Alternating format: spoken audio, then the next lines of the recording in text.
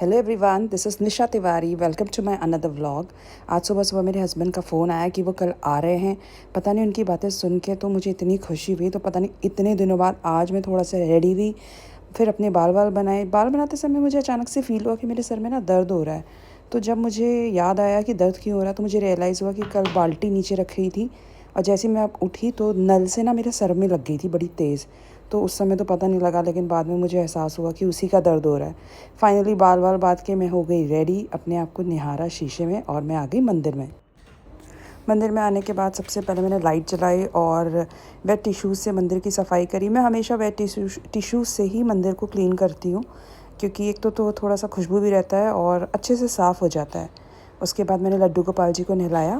जो भी इस वीडियो को लाइक करेगा ना, मेरे कान्हा जी उसको आशीर्वाद देंगे। ठीक है राजा, आप भी लाइक कर लेना हाँ वीडियो में। उसके बाद मैं किचन से नीम करोली बाबा जी की फ़ोटो लेकर आई और उन्हें मंदिर में स्थापित किया। और इस तरह से पूजा पाठ करके मैंने अपने दिन की शुरुआत करी। भगवान के आशीर्वाद से दिन की शुरुआत करो तो दिन बहुत अच्छा जाता है। उसके बाद मैंने तुलसी में जल चढ़ाया, सूर्य देवता को अर्घ दिया और मैं रोज़ चिड़िया के लिए थोड़ा मतलब सतनाजा डालती, बट सतनाजा ख़त्म हो गया था तो चावल के दाने डाले और उनका बर्तन क्लीन करके उसमें ठंडा चिल्ड वाटर भर दिया और फिर मैं आ गई अंदर। राजा को एक ब्रांड कोलैबोरेशन आई थी, फिर हमने उसका शूट किया। उसके बाद मैं आ गई थी अपने रोज़मर्रा वाले काम पर। गाय के लिए जो चारा मैं बनाती हूँ सबसे पहले मैंने वो किया, चॉपिंग वगैरह करी, सारा सामान एक साथ इकट्ठा किया। देखो किसी ने मुझे पूछा था आप क्या क्या सब्जियां काटती हो, वो भी दिखाना, तो मैंने कोशिश करी है मैं दिखाऊं। काफ़ी सारे बैग ट्राई करे, बट इसमें पता है कैसे ना, जैसे और बैग गीले हो जा रहे थे जो कपड़े वाले होते हैं, जो आपने पहले भी मेरे व्लॉग्स में देखा होगा। बट इसमें क्या है ना, कुछ गीला नहीं होता, मतलब बाहर कुछ नहीं निकलता। फिर घर आके इसे हल्का सा पानी पड़ गई यार, इसे हल्का सा साफ करके बाहर धूप में रख देती हूँ। ठीक है, हम देसी लोग हैं यार, देसी जुगाड़ अपने करने पड़ते हैं। सो फाइनली ये हो गया है गाय का खाना रेडी। और ये वहाँ पे छोटी बच्ची आती है, छोटा काफ है, उसके लिए पपाया है, ये उसको दूंगी अलग से। फिर मैंने सोचा जाने से पहले बच्चों को उठा देती हूँ, तो मैं उन्हें उठाने उनके रूम में चली गई।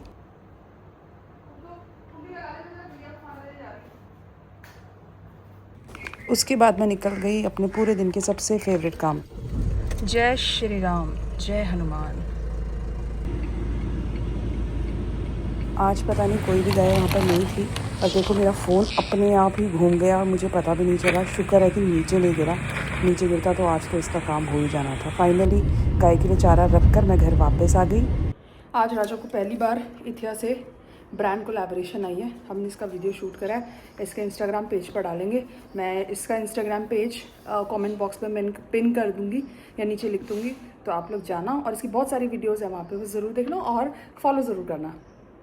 बोलो राजा, बोलो प्लीज़ मेरे को फॉलो करना, बोलो प्लीज़ मेरे को फॉलो करना, बोल दे। ये ले, कहना मैं ऐड आई है मेरे को, ऐड ये नहीं है खाने का। एज़ यू ऑल नो कि आजकल मेड नहीं है, तो फिर फटाफट से मैं अपने दिन के कामों में लग गई।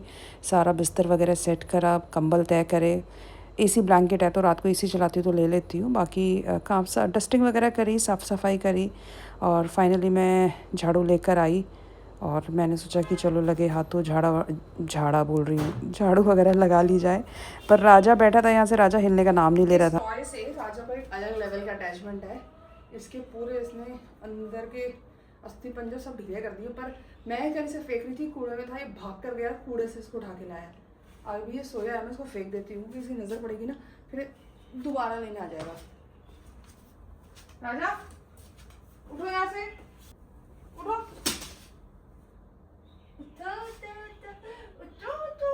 फाइनली उसे उठाने के लिए मुझे उसके साथ ट्रिक करनी पड़ी। उसके बिस्किट्स मुझे बिस्तर में फेंकने पड़े ताकि वो ऊपर चढ़ जाए और मैं फटाफट से झाड़ू मार लूँ और सारा कूड़ा निकाल दूँ। देखो कितना समझदार है, ऐसे बैठ गया है ताकि मैं आराम से झाड़ू मार लूँ। क्यूटू बच्चा। आज सारा दिन ये पहेली बनी रही कि यहाँ से एक मीठी मीठी खुशबू आ रही है, जो कि मुझे बाद में ही पता चला। फाइनली पूरे घर में झाड़ू पोछा बर्तन करने के बाद मैं बैठ गई एसी के आगे और मैंने पिया ठंडा चिल्ड पानी, जिससे भाई जो सुकून मुझे मिला मैं तो क्या ही बताऊँ, मज़ा ही आ गया। और देखो दोबारा से मेरा ट्राइपॉड का वो स्टैंड जो था वो टूट गया। सो फाइनली मैं आ गई किचन में और थोड़ा सुबह सब्जियां वगैरह काटी थी, तो सलाद थोड़ी गंदी हो रही है, उसको क्लीन करके देन मैं आज बनाऊंगी। आज एक सेकंड, अंशुमन बुला रहा है। सो मैं ये बोल रही थी कि हमारे यहाँ जब 15 जून को कैंची धाम में मेला होता है तो पोहे बनते हैं, वो प्रसाद होता है वहाँ पर। तो अब देखो हमारी किस्मत में था नहीं जाना, हम नहीं जा पाए हैं। चलो जब उनका बुलावा होगा हम लोग ज़रूर जाएंगे। और हाँ, तो मैं आज थोड़े से पूरे बनाने की कोशिश करूँगी। कोशिश क्या करूँगी, वैसे तो मेरे हमेशा फैल जाते हैं, बट चलो लेट्स ट्राई। आई होप अच्छे बनेंगे और शुरू करते हैं। मैं जब भी किचन में जाती हूँ और खाना बनाती हूँ तो सबसे पहले मैं स्लैब साफ़ करती हूँ। तो मैंने अब गैस पे बढ़ा दी कढ़ाई, इसमें मैं डाल दूँगी तेल। जब तक तेल गर्म होगा तब तक मैं अपने पोहे बनाने की तैयारी कर लेती। जब तक तेल गर्म हो रहा है तो पोहे की प्रिपरेशन कर लेती हूँ। इसमें मैंने ऐड किया आटा, पानी एंड शुगर। जब तक इसकी कंसिस्टेंसी, ये देखो, ये इसकी कंसिस्टेंसी पहला ट्राई करती हूँ। जय श्री राम। अपने भगवान को, अपने देवताओं को, अपने इष्टों पितरों मित्रों को, अपने सारे पूर्वजों को, अपनी कुल देवी को, कुल देवता को, अपने कत्यूरों को, भूमा देव को, अपनी माता रानी को, अपने सास ससुर को, सबका नाम लेकर मैंने पोहे बनाए और सबसे कहा कि भगवान अपना आशीर्वाद सदा हमारे सर पे बना कर रखना, क्योंकि उनके आशीर्वाद के बिना हम जो मर्ज़ी कर लें, जितना मर्ज़ी कितना मर्ज़ी कोशिश कर लें, पर जब बड़ों का आशीर्वाद अपने सर पर होता है ना तो एक सफलता आपको एक अलग लेवल पर मिलती है। और ये तो मैं अपने पर्सनल एक्सपीरियंस से कह रही हूँ। तो फाइनली मैंने सारे पोहे इसमें डाल दिए और देखते हैं कैसे बनते हैं। मैंने पहले भी कई बार पोहे बनाए हैं तो वो हमेशा ना फैल जाते थे, अच्छे नहीं बनते थे, मतलब बनते थे बट वो कोई शेप नहीं लेते थे। बट इस बार मैंने रियलाइज़ करा है कि कंसिस्टेंसी भी बेटर थी और तेल भी प्रॉपर हीट गर्म था और जो मैं जब डाल रही थी तो ये ना अपनी स्पेस ले रहे थे, ज़्यादा फैल नहीं रहे थे। अभी मेरे मुंह में तेल ना छटक के आ जाए।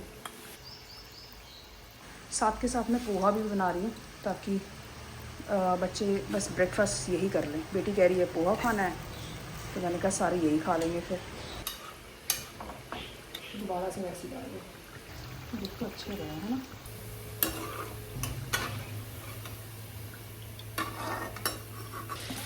सो फाइनली जो बचा हुआ बैटर था मैंने उसको भी तेल में डाल दिया, तो 2-4 जितने और बनने थे वो भी बन जाएंगे। वाकई में अच्छे बने हैं, बच्चों को तो काफ़ी ज़्यादा पसंद आए। अब करेंगे हम अपनी कान्हा जी की प्लेट रेडी। तो अब मैं करती हूँ अपने बेटे के लिए प्लेट रेडी, क्योंकि उसने जाना है अपने इंस्टीट्यूट।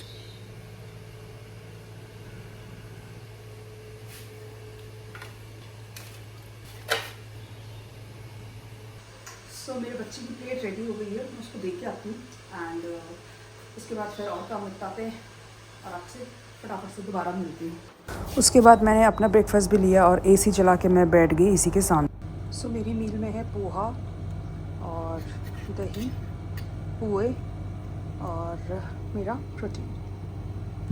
जैसे ही मैं रिलैक्स होके बैठी एकदम से मेरा मसल पुल हुआ कि मैं क्या ही बताऊँ। चलो थोड़ा बेटर हुई तो मैंने कहा चलो अब अपना खाना शुरू करते हैं। और यार मैंने पोहा खाया यार, मुझे तो बहुत ही मज़ा आया, इतना अच्छा बना था। तो मैंने खुद को पार्ट किया और मुझे ऐसा लगता है कोई तारीफ़ करे ना करे बट हमें खुद की तारीफ़ ज़रूर करनी चाहिए। आज मैं जितनी बार भी इस जगह से गुजरी हूँ, मुझे बार बार एक खुशबू का एहसास हो रहा था कि जब अपने हस्बैंड की ना अलमारी चेक करती हूँ और गए आम, मैं वो बिल्कुल भूल चुकी थी कि आम मैंने यहाँ रखे हैं।